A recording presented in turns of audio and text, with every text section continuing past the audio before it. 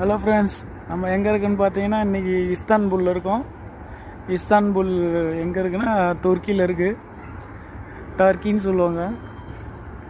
எப்படி சூப்பராக இருக்குது பாருங்கள்.